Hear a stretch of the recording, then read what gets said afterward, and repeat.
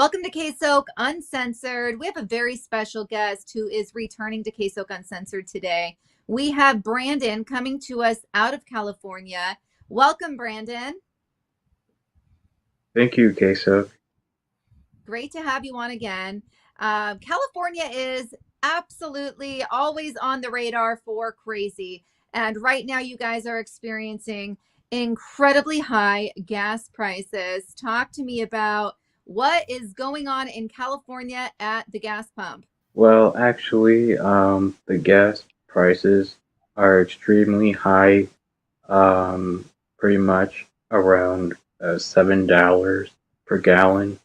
It's likely Wow. because of this administration. I mean, Right, this right. administration is atrocious. So it's, Yes, they are. What already- do you think yeah. about, the Biden administration is trying to pin it on Putin?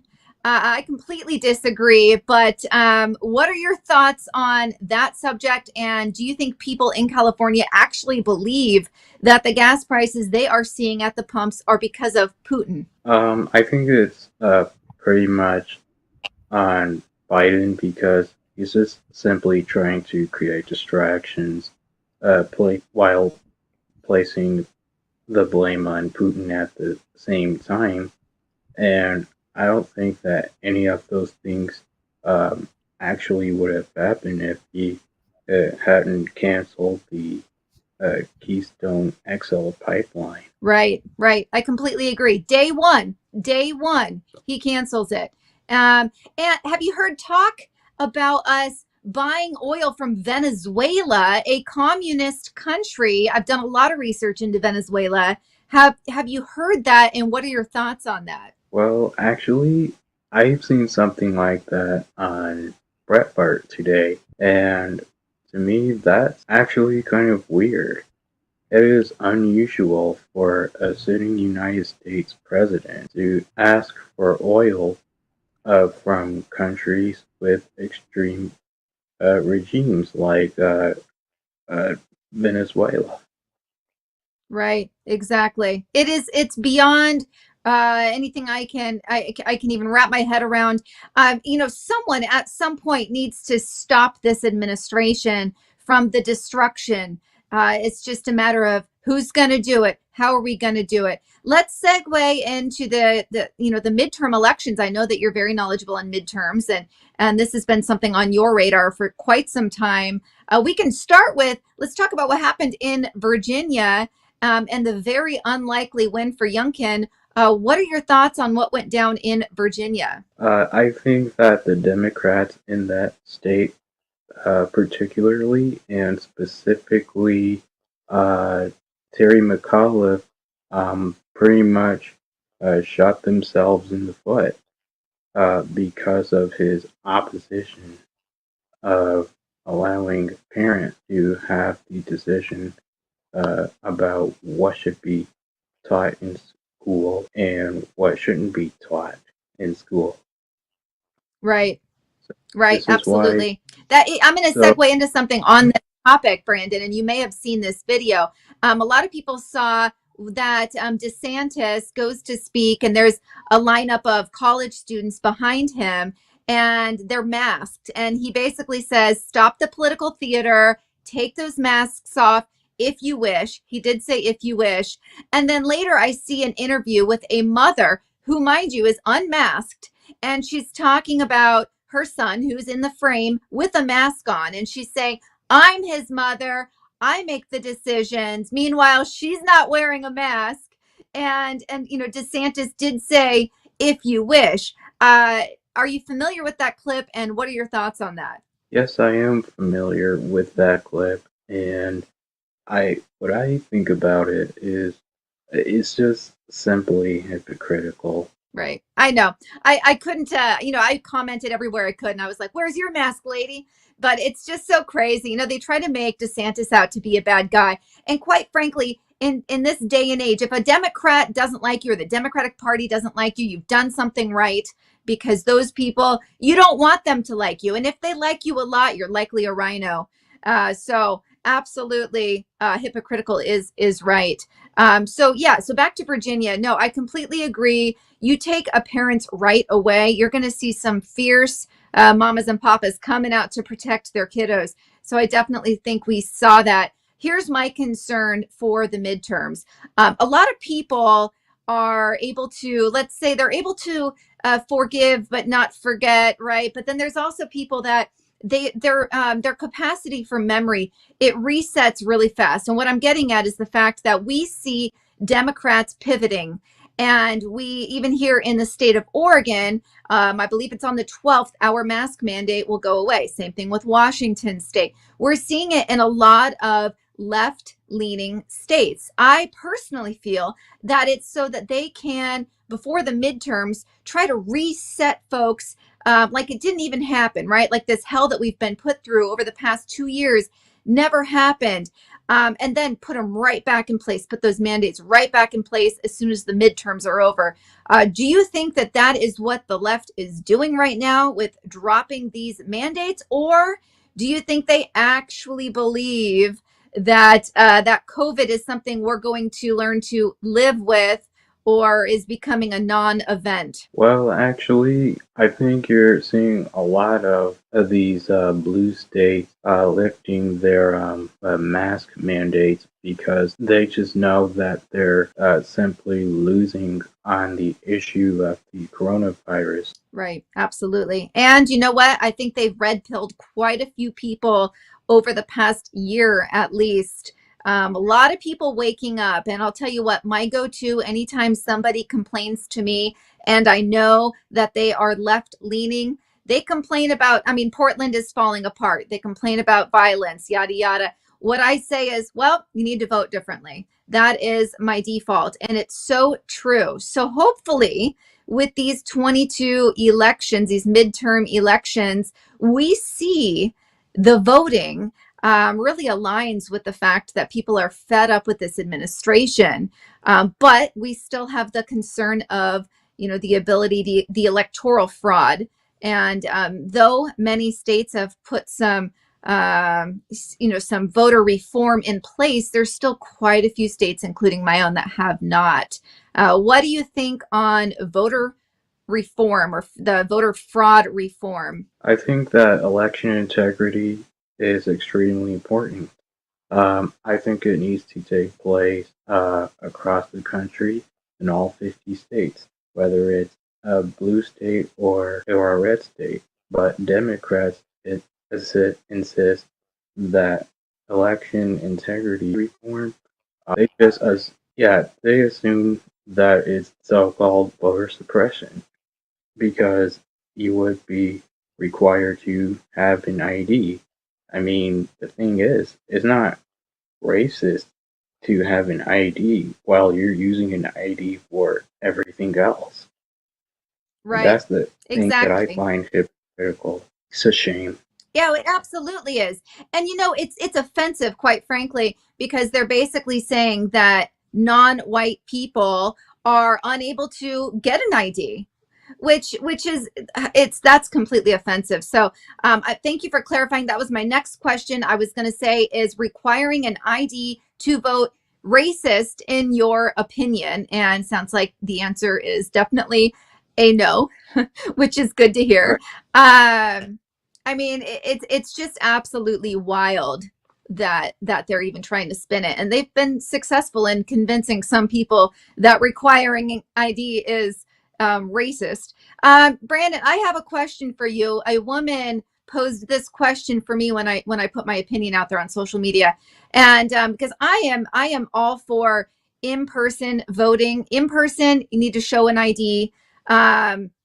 Because I'm in a state where you're not even able to go in person and vote. You have to mail it in and hope that you don't have a crooked vote person. I don't know what the heck their terminology is for whoever counts the votes. But so anyway, so I don't even have that option. I would like to see all states go back to in person, make it a federal holiday where you can go in, you can vote in person with ID. Someone did pose the question to me, and I don't really have a good answer. They said, what about those who are elderly, sick, disabled? I mean, there are legitimate circumstances that make it to where people just can't get in person. What are your thoughts on ways to go around that and still have voter integrity? Well, I think that if anybody is 60 or over, I think that they should be uh, pretty much be able to have an absentee ballot, but I would prefer uh, to vote in person. I think that Right. anybody should vote in person because I think like the establishment part of the Democrat Party, um, they just like to make up excuses as to why they want to pretty much have permanent vote by mail laws into play Right. so that not a single Republican will ever win a single state ever again. And that's exactly what it Right. is. You're absolutely correct. Yep. No, I completely agree with you. When she asked me that, of course, I'm thinking, okay, good question. Let me think about an answer, and I still need to get back to her on that. But something that came to mind was, okay, how about those that have the handicap sticker, or the little thingy hanging from your rear view in your car? They get the ability to vote from home. But then I was like, wait, if they have it in the car, clearly they're out and about running other errands. And I just really feel like you said, there's always an excuse. There are some legitimate circumstances, but maybe people need to, go home and they need a notary. I mean, I don't know, like something extreme needs to take place. I know that that's not, always in the cards for everyone to have a mobile notary come to their house, but just something where there is, some checks and balances happening, because right now it's a free for all, and it's incredibly concerning. Brandon, I want to pivot over to something recently that happened in New York City. As we all know, New York City it's a complete mess. The thing is that in 2020, January of 2020, the zero bail reform went into effect, and you can go look at the numbers. It is right there, black and white. You can see where crime skyrocketed. So basically, people weren't able to be held on bail. They were let go, zero bail. When you're let go back onto the streets, what are you going to do if you're a career criminal? You're going to go commit another crime, right? And so a lot of Right. these folks, they're Right. finding they do have emotional issues, mental health issues. And so something that just made the news, and there's a follow-up story to it, was a man in the subway. Subway crime is skyrocketing along with crime above ground. But he smeared his feces. He was walking around with a bag of his own feces. And this woman's just sitting there on a bench waiting for her subway to arrive, her train to arrive, and he smears it all over her face, the back of her head, and walks off. He was arrested. He is a career criminal. He has over 20 years. His New York City rap sheet started in 1999. He's been arrested over 40 times. He was set free the very next day. Just days before that, he was menacing somebody with a screwdriver, which generally means threatening them with a screwdriver. Let back out, committed another crime by smearing the feces all over the woman, let back out. This got the attention of a Democratic leader in New York City, and she is looking to, and I don't know what parameters this would fall within, but she's actually looking for some type of reform for this zero bail when it comes to biological, like urine, feces, whatever else comes out of your body. She's looking to make it to where you would be able to be held regardless of this zero bail reform. What are your thoughts on the fact that a Democratic leader is finally saying, wow, enough's enough? Well, it's been long overdue, but I would commend that person for speaking out because it's not just uh, like in New York City that all of those bad things are happening. It's across the country in any specific Democrat-run city, whether Right, it's right. Boston, Chicago, Dallas, Detroit, Houston, Portland. Indiana, Los Angeles, Portland. Seattle, and so on. You have so many bad things happening uh, in all of those cities, and in large part, it's because Democrats are the only ones running those types of cities. Right. And they're the social justice warriors, right? They think that uh, social justice, I mean, it's crazy. And they think they're, they run on this faux platform of they're doing it for the people, right? To make it an even playing field. It's just what they're doing is they're hurting the very people that they are trying to help and to protect. And it's really disgusting. I mean, the same type of thing we look at when all the BLM rioting was happening in Portland, really, they're saying Black Lives Matter, which that very statement, of course, Black Lives Matter, right? But what happened Right. was, through this movement, the Portland Police Bureau was defunded, and one of the teams that they cut was the gang unit. And so through that, shootings and just gang activity, I believe the last I looked, there's been an increase in shootings and homicides at 2,000% since Wow. since 2019. And so the very people, and I'm sorry, I look at the demographics, and it's the very people that they are saying they're trying to protect, that those are the ones being hurt primarily. So frustrating. Yeah, It's all theater. very frustrating. It's all theater. Yeah. This Well, is why all right. you have to be very careful of who you're voting for. Right, exactly. I want to talk about something, and I'm not sure how much time I have here. Sorry, guys.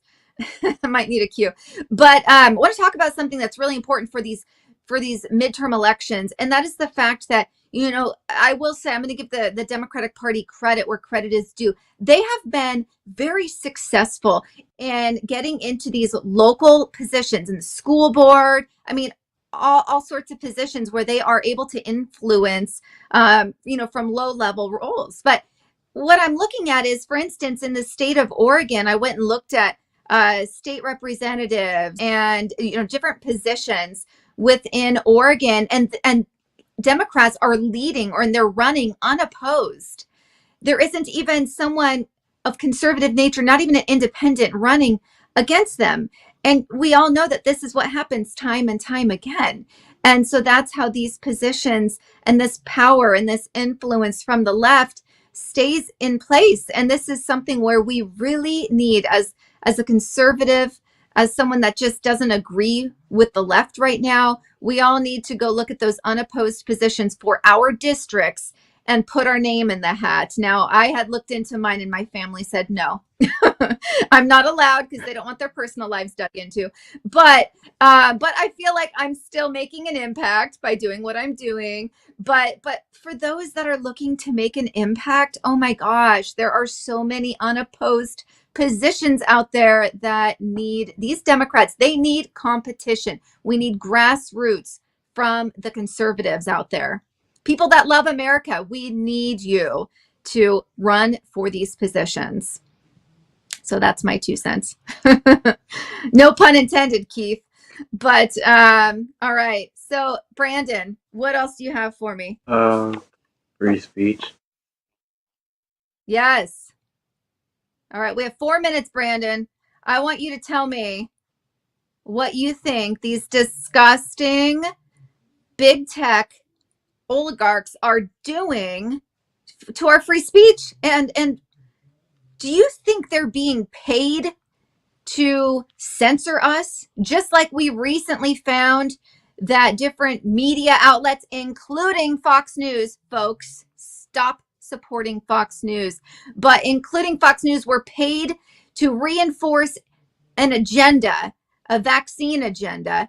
Do you think the same thing is happening with the inability to speak freely on social media platforms? I just think that they are actually getting paid to do so, but the social media tech companies are just doing just that because they just the liberal employees who work there clearly have a bias, and unfortunately, nothing has been done because the political establishment has a tendency to obstruct the anti-establishment and the people of the United States of America. Uh, and as far as these social media tech companies go, I just think it's a shame that they have to go about their way of, of censorship because they don't like the outcome of anything, and they just simply don't like about what somebody posts or what they see. Right. So I just think that Exactly. I just think it's high time for these social media tech companies to knock it off. I agree. And you know what, Brandon? I was fact checked and my Instagram account has been throttled for 90 days because a fact checker found one of my posts where it said that it was a jokey post where it was a meme showing a guy and it said something to the effect of gas prices at $1.79. And at that time it said, who knew they would jump to $3 and something cents? It was so minuscule. And they said they fact checked me and said the national average gas price was never $1.79. So you're putting, false information out there. And we have basically throttled my account for 90 days. And I'm like, seriously, I was never claiming that was the national gas price average.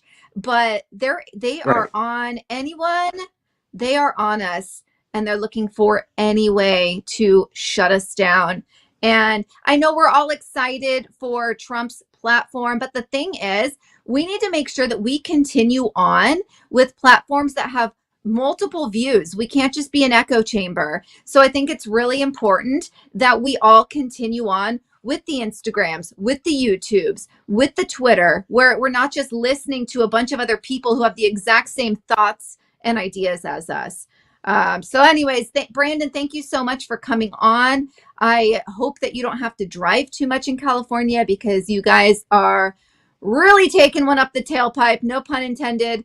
And you're awesome. You're a good friend. Thank you for coming on and sharing your opinions with us. It's very important that we do this, and I look forward to staying in touch with you. Thank you. And by the way, uh, your audience can follow me on Instagram at Brandon McADORY 45, and I would All right. fully Yes. appreciate. Yes. Yeah. For those that don't know, Brandon's account, talk about being throttled. Brandon's account actually was just completely taken over and shut down. So we had to start a new one. So he's starting fresh and he posts a lot of good information. So anyways, yes, go follow Brandon and we will put it under the post for you guys so that to make it a little easier for you to find him. All right. Thank you so much, Brandon. I appreciate you plugging that. You have a wonderful evening. You too, and have a prosperous night. You. Thank Aw, you. you too. Thank you. All right. Bye-bye. I appreciate you guys tuning in. Brandon's such a great guy. We've been in touch for quite a while on Instagram, and it's just really neat to make those connections out there. Very wise as well. So thank you very much for tuning in, everybody, and I look forward to seeing you next Thursday on KSOK Uncensored.